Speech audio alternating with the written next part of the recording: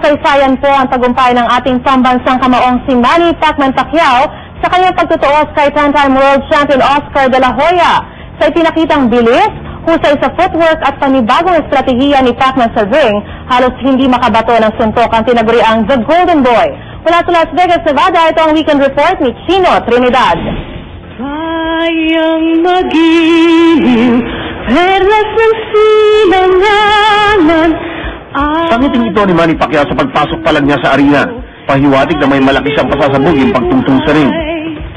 Ang mamatay ng dahil sa'yo.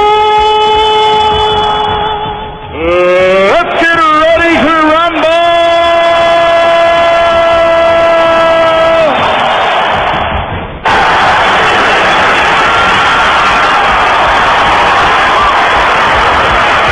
David versus Goliath ang laban. Trying to double a jab si Manny Pacquiao. But again, hindi niya maabot masyadong mahaba. Hindi binigyan ng mabibilis at mas batang mga kamao ng WBC lightweight champion ng pagkakataong makaporma man lang ang tinaguri ang Golden Boy. Unang round pa lang, nakapagpakawala na siya agad ng ilang jab kay Oscar De La Hoya. Bagay na agad ikina-excite ng mga manonood.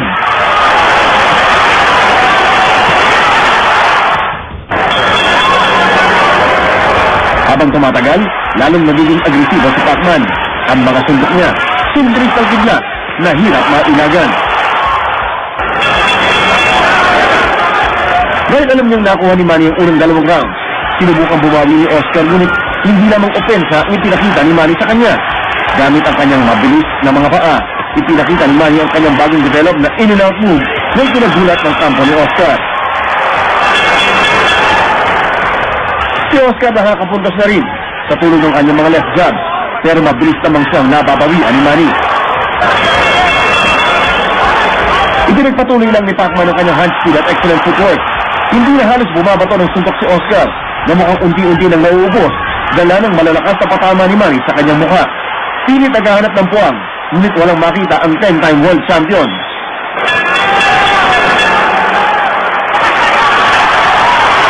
Dominado pa rin ang pambansa kamaong aksyon sa ika-6 na round. Butas na butas ang depensa ni De La Hoya na walang magawa sa pag-atake ni Pacquiao.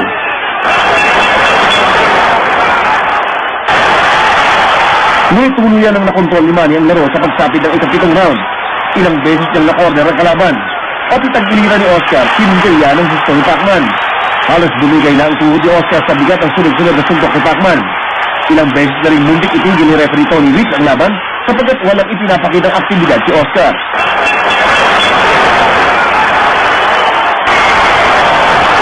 Sa ika-8 round, alam ni Manny na anumang sandali ay babagsak na ang mas malaking si Oscar. Matyagang pinasadahan muli ni Manny si Oscar sa pagkatapos ng round 8 ay nakatiklop ng umiiwas sa head and body shot ni Pacman.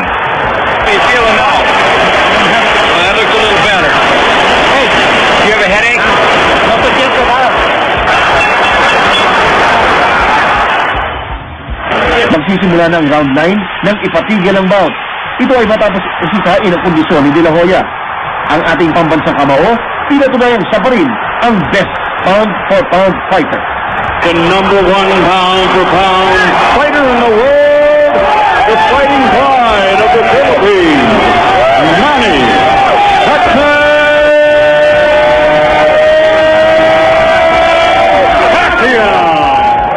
Sa pagkikitang muli sa gitna ng ring ay nagpakita ng respeto si Golden Boy na sa ngayon ay undisputed pound-for-pound king.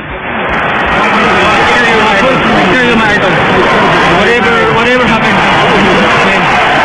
Alright.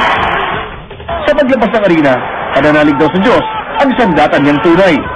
I think I deserve tonight because I do a lot of sacrifices in training tonight I just live up to the Lord na this fight and bahala na siya, basta ako lalaban ako. Si De La Hoya, agad dinala sa ospital para sa routine check-up, kaya di na nakadala sa press con matapos ang laban. Ang huling mensahe ni Pacquiao sa kalaban, trabaho lang. Nothing personal. It's my job to give a good fight, to give a good performance to people, to make people happy. Ang selebrasyon sa ibabaw ng ring ay tiyak na aabot sa buong Pilipinas, pero sa ngayon, lalasapin daw niya muna ang panalo at ang nalalapit ng karawan sa Disyembre 17. Mula sa Las Vegas, Nevada, Chino Trinidad, GMA News.